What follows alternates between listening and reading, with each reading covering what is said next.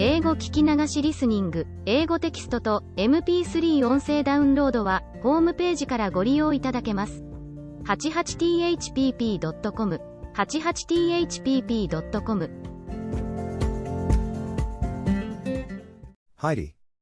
By Joanna Spiri. 1. Going up to the ALM uncle.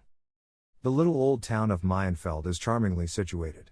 From it a footpath leads through green, well-wooded stretches to the foot of the heights which look down imposingly upon the valley. Where the footpath begins to go steeply and abruptly up the Alps, the heath, with its short grass and pungent herbage, at once sends out its soft perfume to meet the wayfarer. One bright sunny morning in June, a tall, vigorous maiden of the mountain region climbed up the narrow path, leading a little girl by the hand. The youngster's cheeks were in such a glow that it showed even through her sun-browned skin. Small wonder though. For in spite of the heat, the little one, who was scarcely 5 years old, was bundled up as if she had to brave a bitter frost. Her shape was difficult to distinguish, for she wore 2 dresses, if not 3, and around her shoulders a large red cotton shawl. With her feet encased in heavy hobnailed boots, this hot and shapeless little person toiled up the mountain. The pair had been climbing for about an hour when they reached a hamlet halfway up the great mountain named the Alm. This hamlet was called Imdorfli, or the little village. It was the elder girl's hometown, and therefore she was greeted from nearly every house. People called to her from windows and doors, and very often from the road. But, answering questions and calls as she went by, the girl did not loiter on her way and only stood still when she reached the end of the hamlet. There a few cottages lay scattered about, from the furthest of which a voice called out to her through an open door, "Detta, please wait one moment. I am coming with you, if you are going further up." When the girl stood still to wait, the child instantly let go her hand and promptly sat down on the ground. "Are you tired, Heidi?" Detta asked the child. "No, but hot," she replied. "We shall be up in an hour, if you take big steps and climb with all your little might." Thus the elder girl tried to encourage her small companion. A stout, pleasant-looking woman stepped out of the house and joined the two. The child had risen and wandered behind the old acquaintances, who immediately started gossiping about their friends in the neighborhood and the people of the hamlet generally. "Where are you taking the child, Detta?" asked the newcomer. "Is she the child your sister left?" "Yes," Detta assured her. "I am taking her up to the Alm uncle and there I want her to remain." "You can't really mean to take her there, Detta. You must have lost your senses, to go to him. I am sure the old man will show you the door and won't even listen to what you say." "Why not? As he's her grandfather, it is high time he should do something for the child. I have taken care of her until this summer and now a good place has been offered to me. The child shall not hinder me from accepting it, I tell you that. It would not be so hard, if he were like other mortals. But you know him yourself. How could he look after a child, especially such a little one? She'll never get along with him, I am sure of that exclamation mark. But tell me of your prospects." "I am going to a splendid house in Frankfurt. Last summer some people went off to the baths and I took care of their rooms. As they got to like me, they wanted to take me along, but I could not leave. They have come back now and have persuaded me to go with them." "I am glad I am not the child," exclaimed Barbara with a shudder. "Nobody knows anything about the old man's life up there. He doesn't speak to a living soul, and from one year's end to the other he keeps away from church. People get out of his way when he appears once in a 12-month down here among us. We all fear him and he is really just like a heathen or an old Indian, with those thick gray eyebrows and that huge uncanny beard. When he wanders along the road with his twisted stick we are all afraid to meet him alone." "That is not my fault," said Detta stubbornly. "He won't do her any harm, and if he should, he is responsible, not I. I wish I knew what weighs on the old man's conscience. Why are his eyes so fierce and why does he live up there all alone? Nobody ever sees him and we hear many strange things about him. Didn't your sister tell you anything, Detta?" "Of course she did, but I shall hold my tongue. He would make me pay for it if I didn't." Barbara had long been anxious to know something about the old uncle and why he lived apart from everybody. Nobody had a good word for him, and when people talked about him, they did not speak openly but as if they were afraid. She could not even explain to herself why he was called the Alm uncle. He could not possibly be the uncle of all the people in the village, but since everybody spoke of him so, she did the same. Barbara, who had only lived in the village since her marriage, was glad to get some information from her friend. Detta had been bred there, but since her mother's death had gone away to earn her livelihood. She confidentially seized Detta's arm and said, "I wish you would tell me the truth about him, Detta. You know it all, people only gossip. Tell me, what has happened to the old man to turn everybody against him so? Did he always hate his fellow creatures?" "I cannot tell you whether he always did, and that for a very good reason. He being 60 years old, and I only 26, you can't expect me to give you an account of his early youth. But if you'll promise to keep it to yourself and not set all the people in Praktiken talking, I can tell you a good deal. My mother and he both came from Demlisch. How can you talk like that, Detta? Replied Barbara in an offended tone. People do not gossip much in Praktiken, and I always can keep things to myself, if I have to. You won't reap it of having told me, I assure you. All right, but keep your word, said Detta warningly. Then she looked around to see that the child was not so close to them as to overhear what might be said, but the little girl was nowhere to be seen. While the two young women had talked at such a rate, they had not noticed her absence. Quite a while must have elapsed since the little girl had given up following her companions. Detta, standing still, looked about her everywhere, but no one was on the path, which except for a few curves was visible as far down as the village. There she is. Can't you see her there? Exclaimed Barbara, pointing to a spot a good distance from the path. She is climbing up with the goatherd Peter and his goats. I wonder why he is so late today. I must say, it suits us well enough. He can look after the child while you tell me everything without being interrupted. It will be very easy for Peter to watch her, remarked Detta. She is bright for her 5 years and keeps her eyes wide open. I have often noticed that and I am glad for her, for it will be useful with the uncle. He has nothing left in the whole wide world, but his cottage and 2 goats.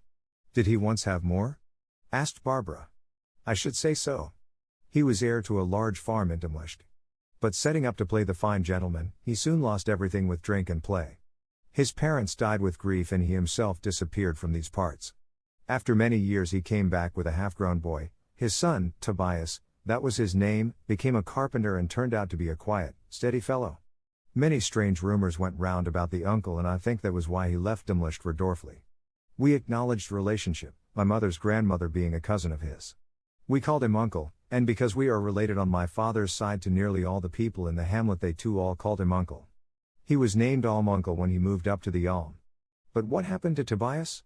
Asked Barbara eagerly. Just wait. How can I tell you everything at once? Exclaimed Detta.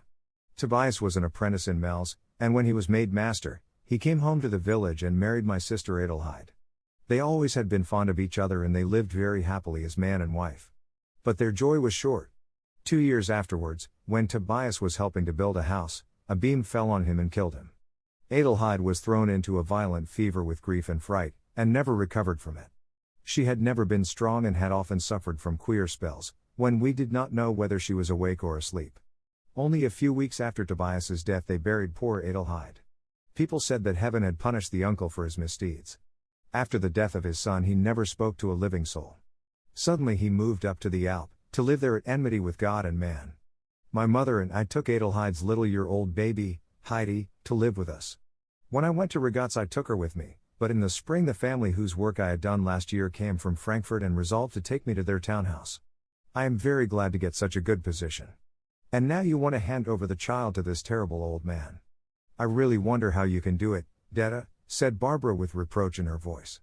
It seems to me I have really done enough for the child. I do not know where else to take her, as she is too young to come with me to Frankfurt. By the way, Barbara, where are you going? We are halfway up the Alm already. Detta shook hands with her companion and stood still while Barbara approached the tiny, dark brown mountain hut, which lay in a hollow a few steps away from the path. Situated halfway up the Alm, the cottage was luckily protected from the mighty winds. Had it been exposed to the tempests, it would have been a doubtful habitation in the state of decay it was in. Even as it was, the doors and windows rattled and the old rafters shook when the south wind swept the mountainside. If the hut had stood on the Alm top, the wind would have blown it down the valley without much ado when the storm season came. Here lived Peter the goatherd, a boy 11 years old, who daily fetched the goats from the village and drove them up the mountain to the short and luscious grasses of the pastures. Peter raced down in the evening with the light-footed little goats. When he whistled sharply through his fingers, every owner would come and get his or her goat. These owners were mostly small boys and girls and, as the goats were friendly, they did not fear them. That was the only time Peter spent with other children. The rest of the day the animals were his sole companions. At home lived his mother and an old blind grandmother, but he only spent enough time in the hut to swallow his bread and milk for breakfast and the same repast for supper. After that he sought his bed to sleep. He always left early in the morning and at night he came home late, so that he could be with his friends as long as possible. His father had met with an accident some years ago. He also had been called Peter the goatherd. His mother, whose name was Brigitte, was called Goatherd Peter's wife, and his blind grandmother was called by young and old from many miles about just grandmother. Detta waited about 10 minutes to see if the children were coming up behind with the goats. As she could not find them anywhere, she climbed up a little higher to get a better view down the valley from there, and peered from side to side with marks of great impatience on her countenance. The children in the meantime were ascending slowly in a zigzag way, Peter always knowing where to find all sorts of good grazing places for his goats where they could nibble. Thus they strayed from side to side. The poor little girl had followed the boy only with the greatest effort, and she was panting in her heavy clothes. She was so hot and uncomfortable that she only climbed by exerting all her strength. She did not say anything but looked enviously at Peter, who jumped about so easily in his light trousers and bare feet. She envied even more the goats that climbed over bushes, stones, and steep inclines with their slender legs. Suddenly sitting down on the ground, the child swiftly took off her shoes and stockings. Getting up, she undid the heavy shawl and the 2 little dresses. Out she slipped without more ado and stood up in only a light petticoat. In sheer delight at the relief, she threw up her dimpled arms, that were bare up to her short sleeves. To save the trouble of carrying them, her aunt had dressed her in her Sunday clothes over her workday garments. Heidi arranged her dresses neatly in a heap and joined Peter and the goats. She was now as light-footed as any of them. When Peter, who had not paid much attention, saw her suddenly in her light attire, he grinned. Looking back, he saw the little heap of dresses on the ground, and then he grinned yet more, till his mouth seemed to reach from ear to ear, but he said never a word. The child, feeling free and comfortable, started to converse with Peter, and he had to answer many questions. She asked him how many goats he had, and where he led them, what he did with them when he got there, and so forth. At last the children reached the summit in front of the hut. When Detta saw the little party of climbers, she cried out shrilly, "Heidi, what have you done? What a sight you are! Where are your dresses and your shawl? Are the new shoes gone that I just bought for you, and the new stockings that I made myself? Where are they all, Heidi?" The child quietly pointed down and said, "There." The aunt followed the direction of her finger and descried a little heap with a small red dot in the middle, which she recognized as the shawl. "Unlucky child," Detta said excitedly. "What does all this mean?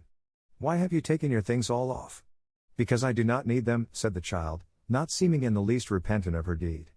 "How can you be so stupid, Heidi? Have you lost your senses?" The aunt went on, in a tone of mingled vexation and reproach. "Who do you think will go way down there to fetch those things up again? It is half an hour's walk. Please, Peter, run down and get them. Do not stand and stare at me as if you were glued to the spot." "I am late already," replied Peter, and stood without moving from the place where, with his hands in his trousers pockets, he had witnessed the violent outbreak of Heidi's aunt. "There you are, standing and staring, but that won't get you further," said Detta. "I'll give you this if you go down." With that she held a 5-penny piece under his eyes. That made Peter start, and in a great hurry he ran down the straightest path. He arrived again in so short a time that Detta had to praise him and gave him her little coin without delay. He did not often get such a treasure, and therefore his face was beaming, and he laughingly dropped the money deep into his pocket. "If you are going up to the uncle, as we are, you can carry the pack till we get there," said Detta. They still had to climb a steep ascent that lay behind Peter's hut. The boy readily took the things and followed Detta, his left arm holding the bundle and his right swinging the stick. Heidi jumped along gaily by his side with the goats. After 3/4 of an hour they reached the height where the hut of the old man stood on a prominent rock, exposed to every wind, but bathed in the full sunlight. From there you could gaze far down into the valley. Behind the hut stood 3 old fir trees with great shaggy branches. Further back the old grey rocks rose high and sheer. Above them you could see green and fertile pastures, till at last the stony boulders reached the bare, steep cliffs. Overlooking the valley the uncle had made himself a bench, by the side of the hut. Here he sat, with his pipe between his teeth and both hands resting on his knees. He quietly watched the children climbing up with the goats and Aunt Detta behind them, for the children had caught up to her long ago. Heidi reached the top first, and approaching the old man she held out her hand to him and said, "Good evening, grandfather." Well, what does that mean?" replied the old man in a rough voice. Giving her his hand for only a moment, he watched her with a long and penetrating look from under his bushy brows. Heidi gazed back at him with an unwinking glance and examined him with much curiosity, for he was strange to look at, with his thick, grey beard and shaggy eyebrows, that met in the middle like a thicket. Heidi's aunt had arrived in the meantime with Peter, who was eager to see what was going to happen. "Good day to you, uncle," said Detta as she approached. "This is Tobias's and Adelheide's child. You won't be able to remember her, because last time you saw her she was scarcely a year old. Why do you bring her here?"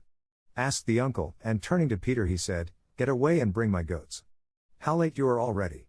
Peter obeyed and disappeared on the spot. The uncle had looked at him in such a manner that he was glad to go. "Uncle, I have brought the little girl for you to keep," said Detta. "I have done my share these last 4 years and now it is your turn to provide for her."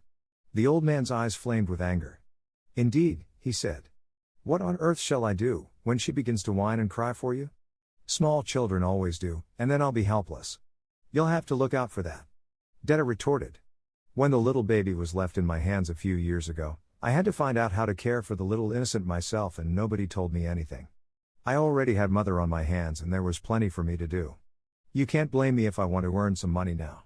If you can't keep the child, you can do with her whatever you please. If she comes to harm you are responsible and I am sure you do not want to burden your conscience any further." Detta had said more in her excitement than she had intended, just because her conscience was not quite clear. The uncle had risen during her last words and now he gave her such a look that she retreated a few steps. Stretching out his arm in a commanding gesture, he said to her, "Away with you. Begone. Stay wherever you came from and don't venture soon again into my sight." Detta did not have to be told twice. She said goodbye to Heidi and farewell to the uncle, and started down the mountain. Like steam her excitement seemed to drive her forward, and she ran down at a tremendous rate. The people in the village called to her now more than they had on her way up, because they all were wondering where she had left the child. They were well acquainted with both and knew their history. When she heard from door and windows, "Where is the child? Where have you left her, Detta?" and so forth, she answered more and more reluctantly, "Up with the almuncle, with the almuncle." She became much provoked because the women called to her from every side, "How could you do it? The poor little creature! The idea of leaving such a helpless child up there!" And over again, "The poor little dear."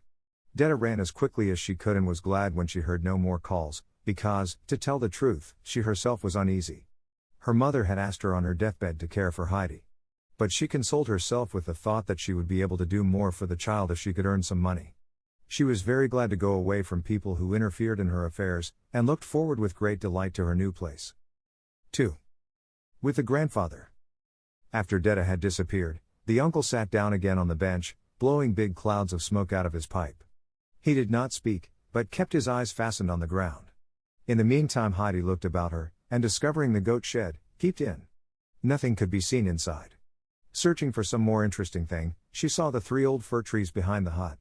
Here the wind was roaring through the branches and the treetops were swaying to and fro. Heidi stood still to listen. After the wind had ceased somewhat, she walked round the hut back to her grandfather.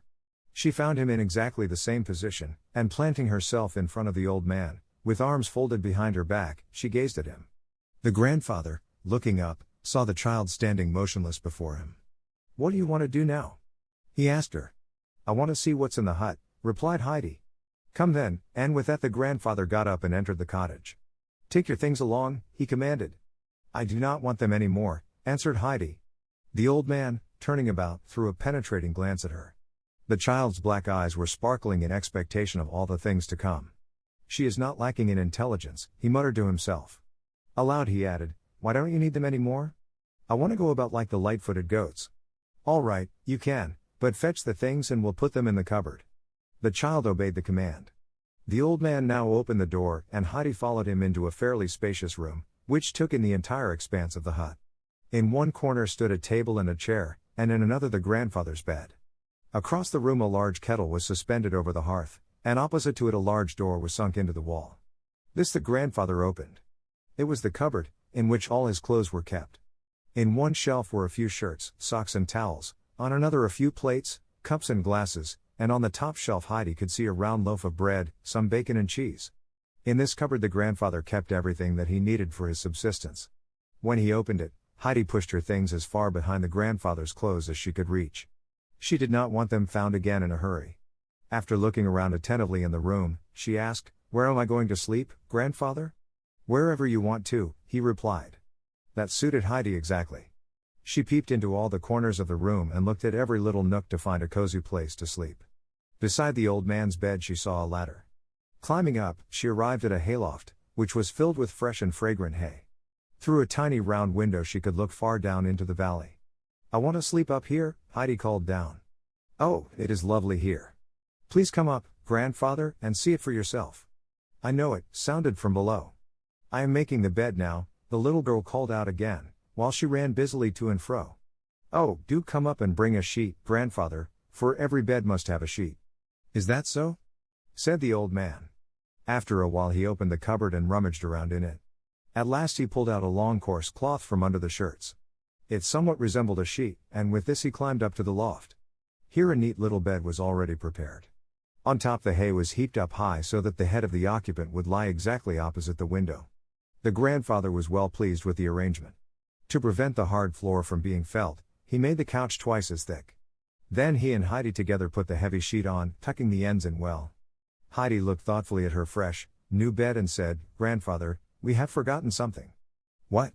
he asked. "I have no cover. When I go to bed I always creep in between the sheet and the cover. What shall we do if I haven't any?" asked the grandfather.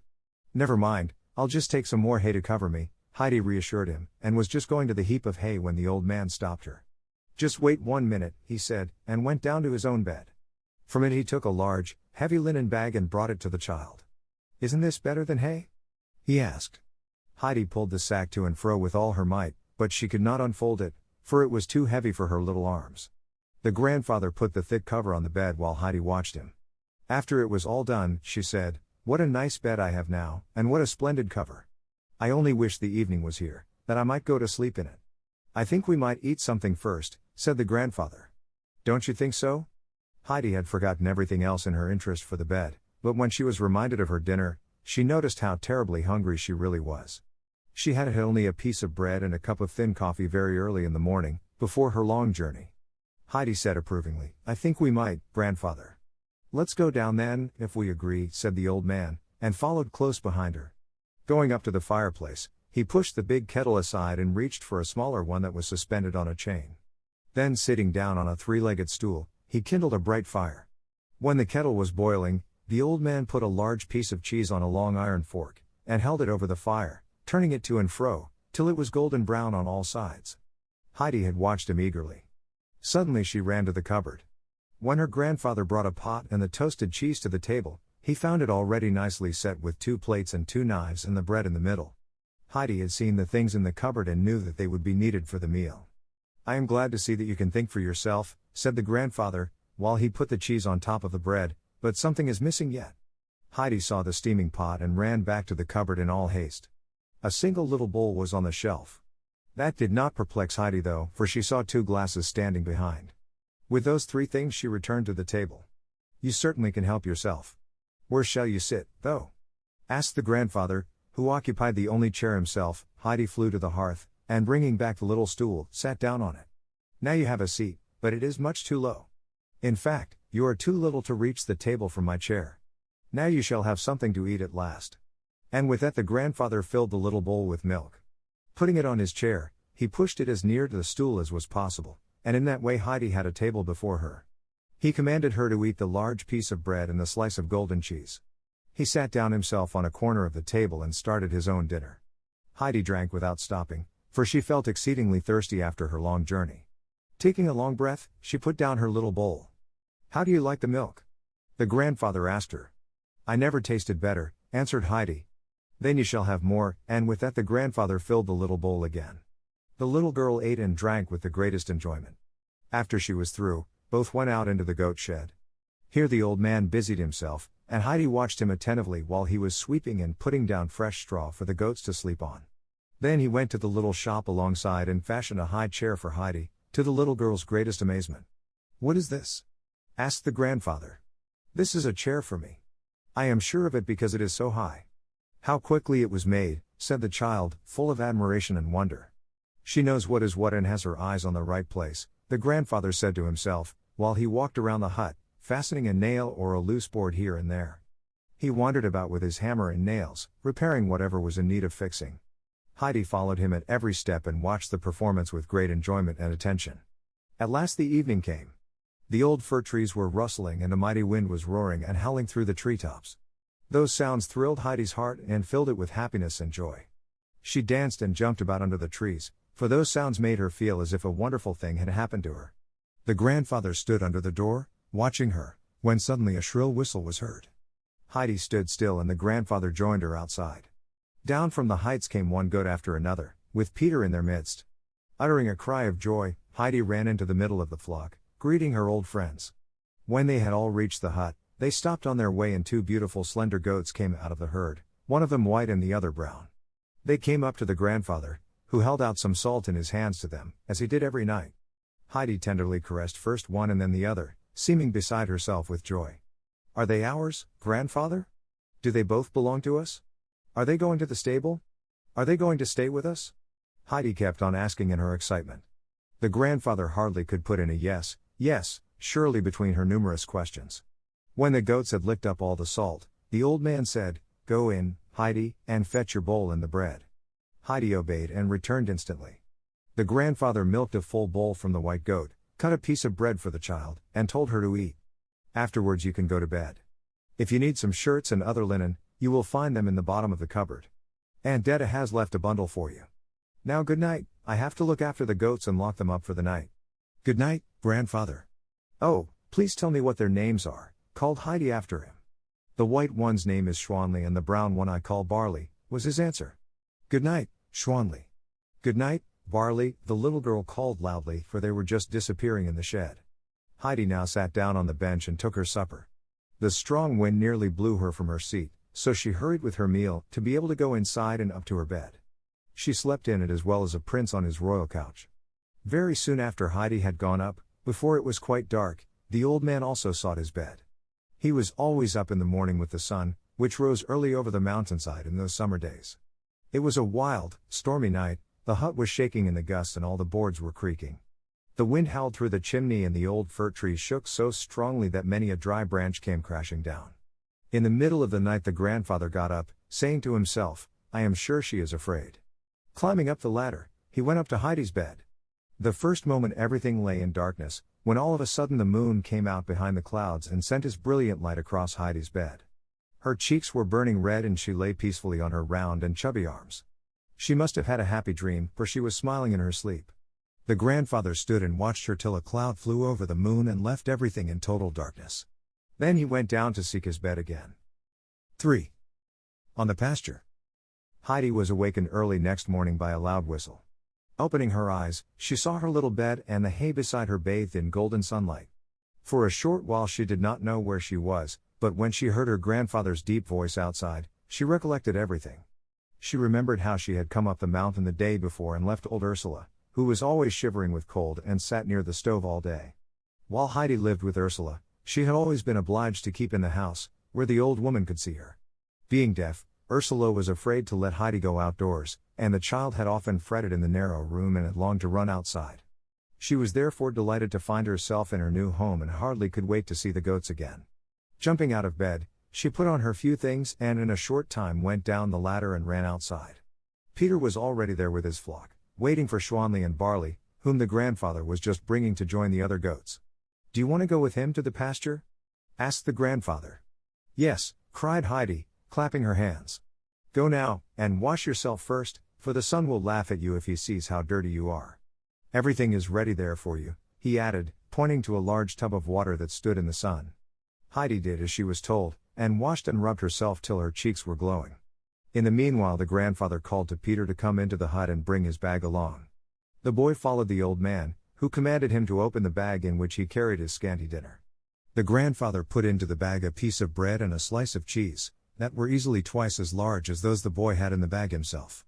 "The little bowl goes in, too," said the uncle, "for the child does not know how to drink straight from the goat, the way you do. She is going to stay with you all day, therefore milk 2 bowls full for her dinner. Look out that she does not fall over the rocks. Do you hear?" Just then Heidi came running in. "Grandfather, can the sun still laugh at me?" she asked. The child had rubbed herself so violently with the coarse towel which the grandfather had put beside the tub that her face, neck and arms were as red as a lobster. With a smile the grandfather said, "No, he can't laugh any more now, but when you come home tonight you must go into the tub like a fish. When one goes about like the goats, one gets dirty feet. Be off." They started merrily up the Alp. A cloudless, deep blue sky looked down on them, for the wind had driven away every little cloud in the night. The fresh green mountainside was bathed in brilliant sunlight, and many blue and yellow flowers had opened. Heidi was wild with joy and ran from side to side. In one place she saw big patches of fine red primroses, on another spot blue gentians sparkled in the grass, and everywhere the golden rock roses were nodding to her. In her transport at finding such treasures, Heidi even forgot Peter and his goats. She ran far ahead of him and then straight away off to one side, for the sparkling flowers tempted her here and there. Picking whole bunches of them to take home with her, she put them all into her little apron. Peter, whose round eyes could only move about slowly, had a hard time looking out for her. The goats were even worse, and only by shouting and whistling, especially by swinging his rod, could he drive them together. "Heidi, where are you now?" he called quite angrily. "Here," it sounded from somewhere. Peter could not see her, for she was sitting on the ground behind a little mound, which was covered with fragrant flowers. The whole air was filled with their perfume, and the child drew it in long breaths. "Follow me now," Peter called out. "The grandfather has told me to look out for you, and you must not fall over the rocks." "Where are they?" asked Heidi without even stirring. "Way up there, and we have still far to go. If you come quickly, we may see the eagle there and hear him shriek." That tempted Heidi, and she came running to Peter, with her apron full of flowers. "You have enough now," he declared. "If you pick them all today, there won't be any left tomorrow." Heidi admitted that, besides which she had her apron already full. From now on she stayed at Peter's side. The goats, scenting the pungent herbs, also hurried up without delay. Peter generally took his quarters for the day at the foot of a high cliff, which seemed to reach far up into the sky. Overhanging rocks on one side made it dangerous, so that the grandfather was wise to warn Peter. After they had reached their destination, the boy took off his bag, putting it in a little hollow in the ground. The wind often blew in violent gusts up there, and Peter did not want to lose his precious load. Then he lay down in the sunny grass, for he was very tired. Heidi, taking off her apron, rolled it tightly together and put it beside Peter's bag. Then, sitting down beside the boy, she looked about her. Far down she saw the glistening valley, a large field of snow rose high in front of her. Heidi sat a long time without stirring, with Peter asleep by her side and the goats climbing about between the bushes. A light breeze fanned her cheek, and those big mountains about her made her feel happy as never before. She looked up at the mountaintops till they all seemed to have faces, and soon they were familiar to her, like old friends. Suddenly she heard a loud, sharp scream, and looking up she beheld the largest bird she had ever seen, flying above her. With outspread wings he flew in large circles over Heidi's head. "Wake up, Peter!" Heidi called. "Look up, Peter, and see the eagle there." Peter got wide awake, and then they both watched the bird breathlessly. It rose higher and higher into the azure, till it disappeared at last behind the mountain peak. "Where has it gone?" Heidi asked. "Home to its nest," was Peter's answer. "Oh, does it really live way up there? How wonderful that must be. But tell me why it screams so loud?" Heidi inquired. "Because it has two," Peter replied. "Oh, let's climb up there and see its nest," implored Heidi, but Peter, expressing decided disapproval in his voice, answered, oh dear, not even goats could climb up there. Grandfather has told me not to let you fall down the rocks, so we can't go." Peter now began to call loudly and to whistle, and soon all the goats were assembled on the green field. Heidi ran into their midst, for she loved to see them leaping and playing about. Peter in the meantime was preparing dinner for Heidi and himself, by putting her large pieces on one side and his own small ones on the other. Then he milked barley and put the full bowl in the middle. When he was ready, he called to the little girl. But it took some time before she obeyed his call. "Stop jumping, now," said Peter, "and sit down. Your dinner is ready." "Is this milk for me?" she inquired. "Yes, it is. Those large pieces also belong to you. When you are through with the milk, I'll get you some more. After that I'll get mine." "What milk do you get?" Heidi inquired. "I get it from my own goat, that speckled one over there." "But go ahead and eat," Peter commanded again. Heidi obeyed, and when the bowl was empty, he filled it again. Breaking off a piece of bread for herself, she gave Peter the rest, which was still bigger than his own portion had been. She handed him also the whole slice of cheese, saying, "You can eat that, I have had enough." Peter was speechless with surprise, for it would have been impossible for him ever to give up any of his share. Not taking Heidi in earnest, he hesitated till she put the things on his knees. Then he saw she really meant it, and he seized his prize. Nodding his thanks to her, he ate the most luxurious meal he had ever had in all his life. Heidi was watching the goats in the meantime, and asked Peter for their names. The boy could tell them all to her, for their names were about the only thing he had to carry in his head. She soon knew them, too, for she had listened attentively. One of them was the big Turk, who tried to stick his big horns into all the others. Most of the goats ran away from their rough comrade. The bold Thistlefinch alone was not afraid, and running his horns 3 or 4 times into the other, So astonished the Turk with his great daring that he stood still and gave up fighting, for the thistlefinch had sharp horns and met him in the most warlike attitude. A small, white goat, called Snowhopper, kept up bleating in the most piteous way, which induced Heidi to console it several times. Heidi at last went to the little thing again, and throwing her arms around its head, she asked, "What is the matter with you, Snowhopper?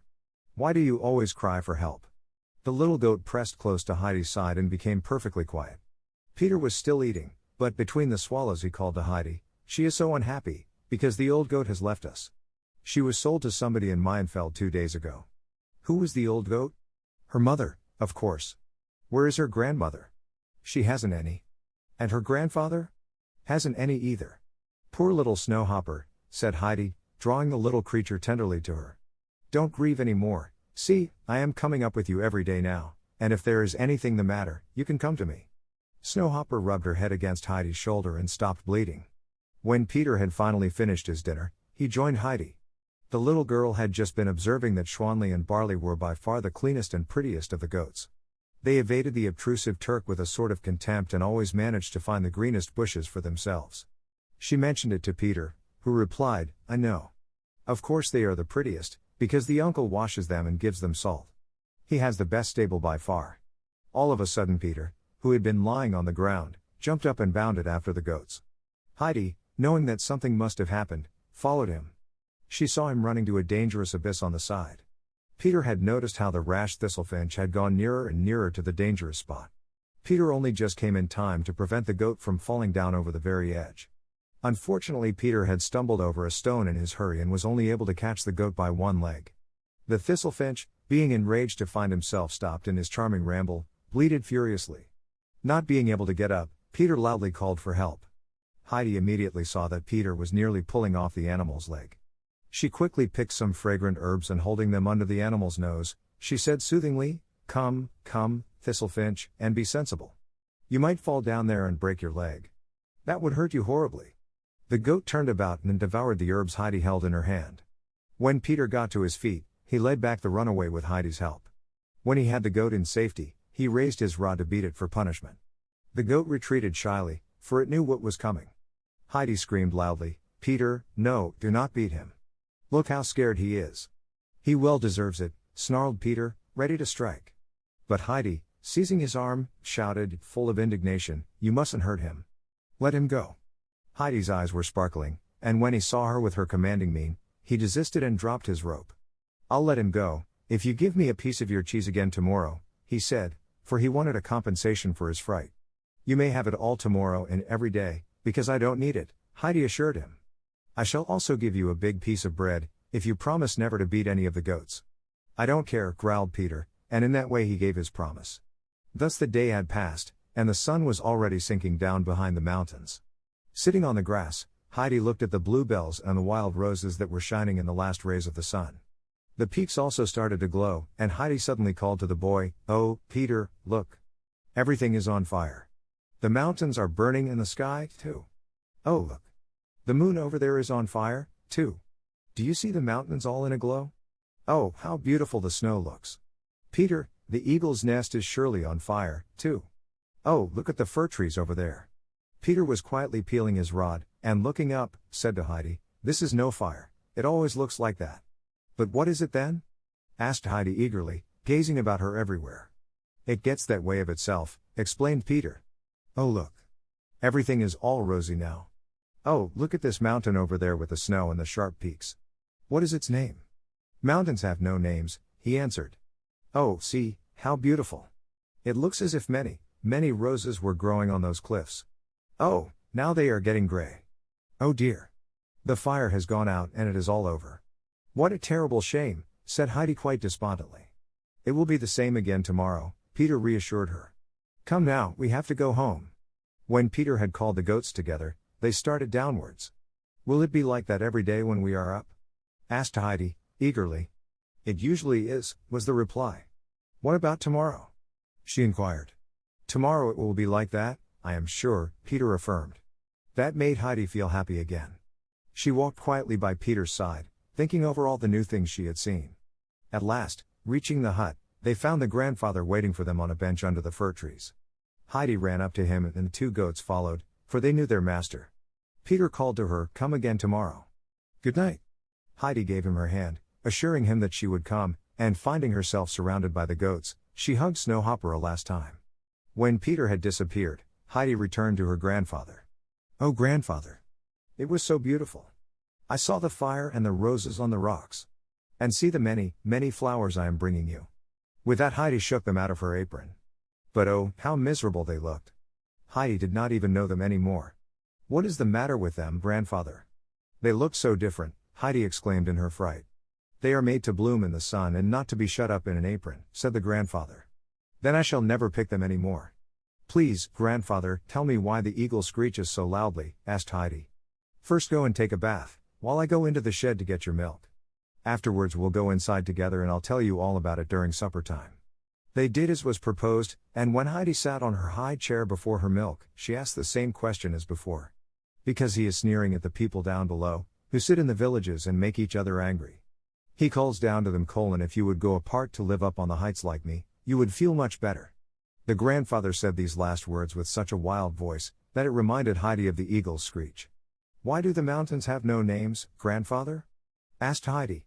"They all have names, and if you tell me their shape I can name them for you." Heidi described several and the old man could name them all. The child told him now about all the happenings of the day, and especially about the wonderful fire.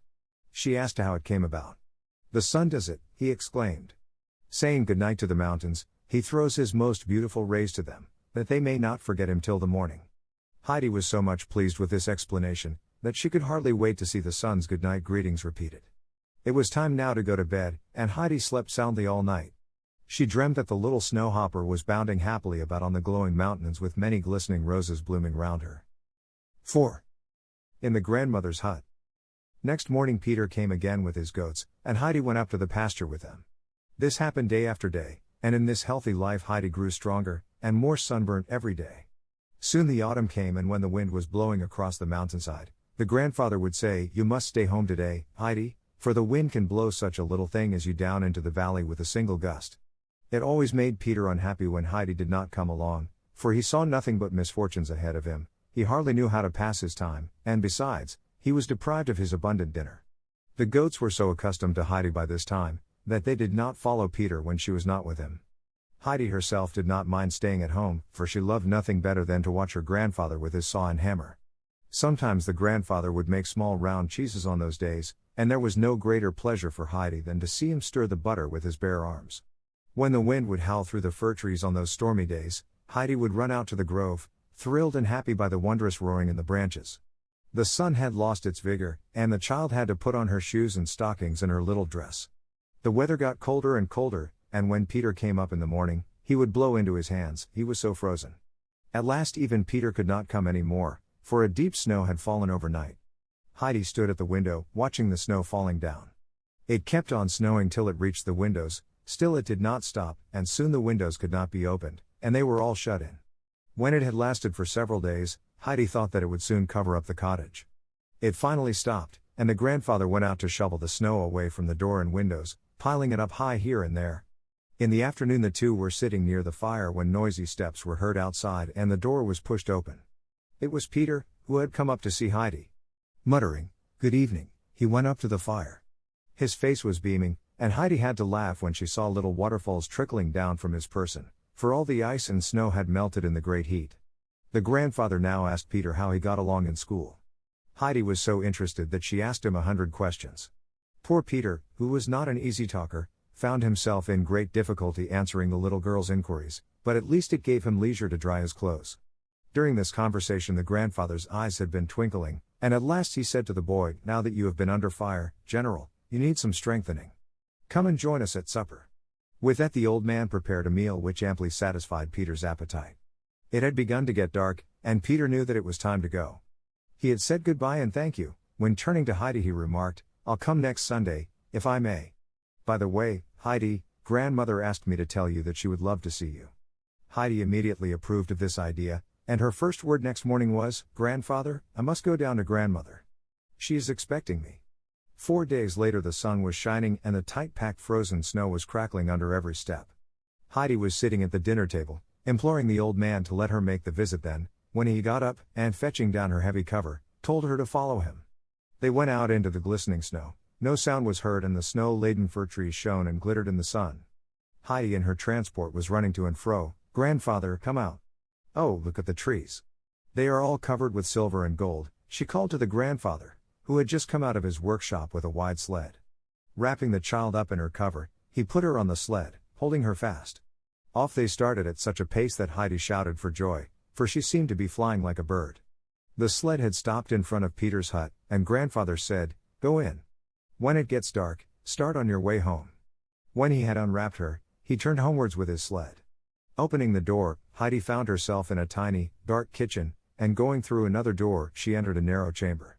Near a table a woman was seated, busy with mending Peter's coat, which Heidi had recognized immediately. A bent old woman was sitting in a corner, and Heidi, approaching her at once, said, "How do you do, grandmother? I have come now, and I hope I haven't kept you waiting too long." Lifting her head, the grandmother sought for Heidi's hand. Feeling it thoughtfully, she said, "Are you the little girl who lives up with the uncle? Is your name Heidi?" "Yes," Heidi replied. "The grandfather just brought me down in the sled."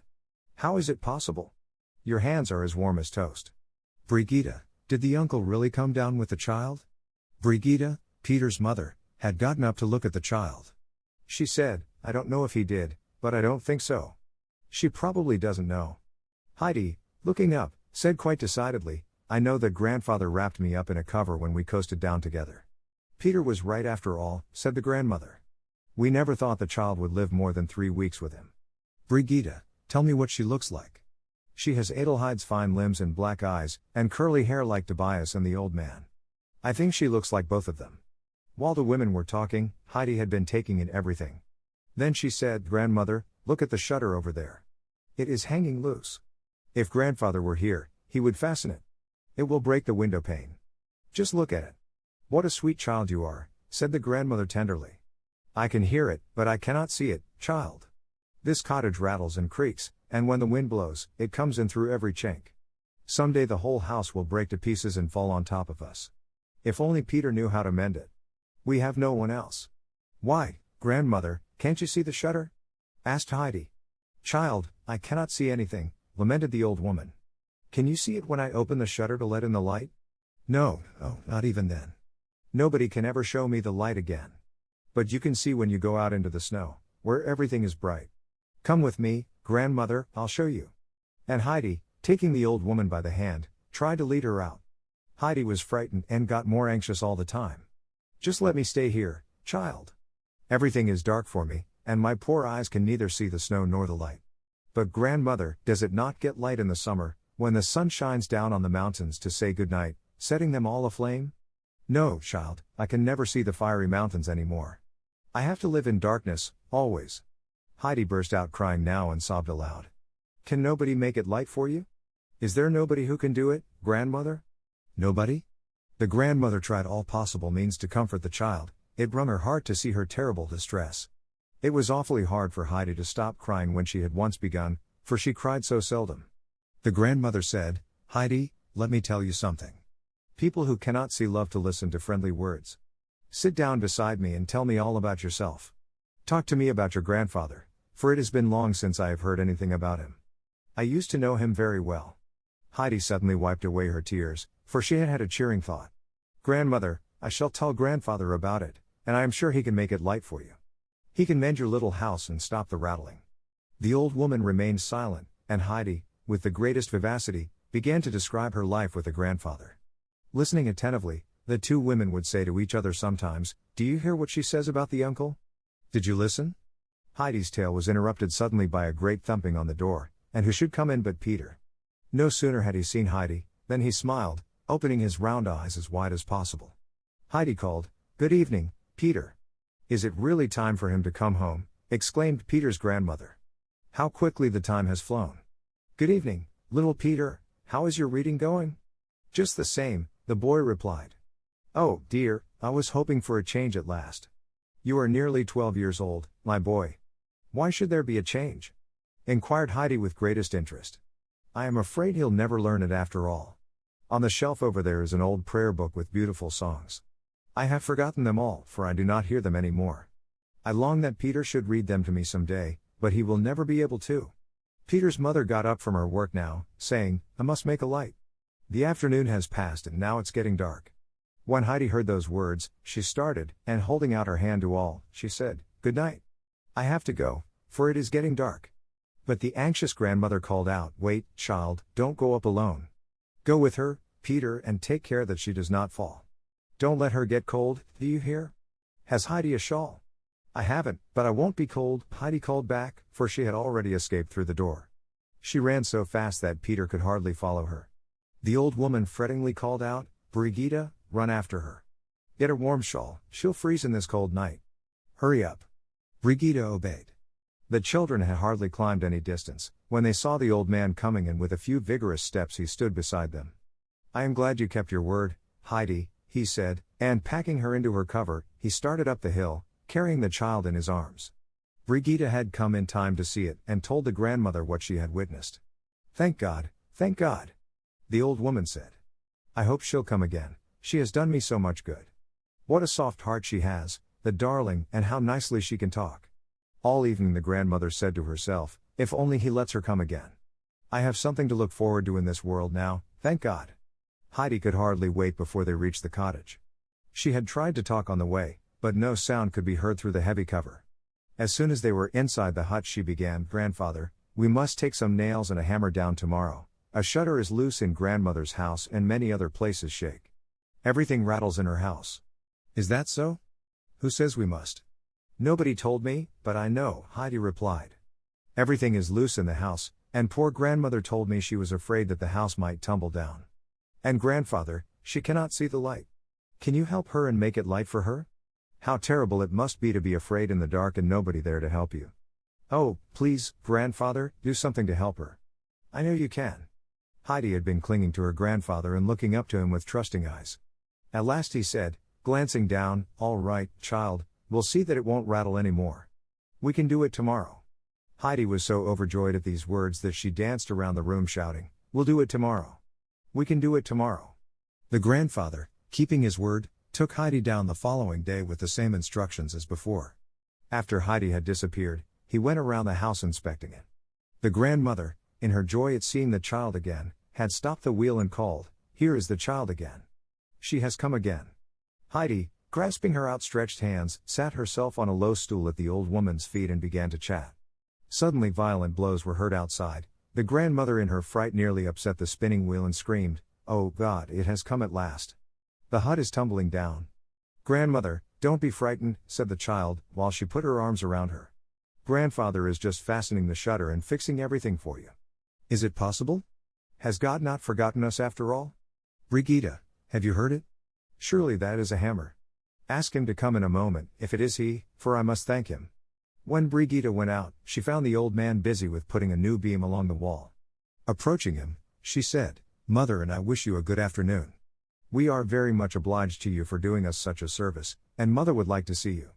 "There are few that would have done it, Uncle, and how can we thank you?" "That will do," he interrupted. "I know what your opinion about me is. Go in, for I can find what needs mending myself." Brigitte obeyed, for the uncle had a way that nobody could oppose. All afternoon the uncle hammered around, he even climbed up on the roof, where much was missing. At last he had to stop, for the last nail was gone from his pocket. The darkness had come in the meantime, and Heidi was ready to go up with him, packed warmly in his arms. Thus the winter passed. Sunshine had come again into the blind woman's life, and made her days less dark and dreary. Early every morning she would begin to listen for Heidi's footsteps, and when the door was opened and the child ran in, the grandmother exclaimed every time more joyfully, "Thank God, she has come again." Heidi would talk about her life, and make the grandmother smile and laugh, and in that way the hours flew by. In former times the old woman had always sighed, "Brigitte, is the day not over yet?" But now she always exclaimed after Heidi's departure, "How quickly the afternoon has gone by. Don't you think so, too, Brigitte?" Her daughter had to assent, for Heidi had long ago won her heart. "If only God will spare us the child," the grandmother would often say. "I hope the uncle will always be kind, as he is now." "Does Heidi look well, Brigitte?" was a frequent question, which always got a reassuring answer. Heidi also became very fond of the old grandmother, and when the weather was fair, she visited her every day that winter. Whenever the child remembered that the grandmother was blind, she would get very sad. Her only comfort was that her coming brought such happiness. The grandfather soon had mended the cottage. Often he would take down big loads of timber, which he used to good purpose. The grandmother vowed that no rattling could be heard any more, and that, thanks to the uncle's kindness, she slept better that winter than she had done for many a year. 英語聞き流しリスニング、英語テキストと MP3 音声ダウンロードはホームページからご利用いただけます。88thpp.com、88thpp.com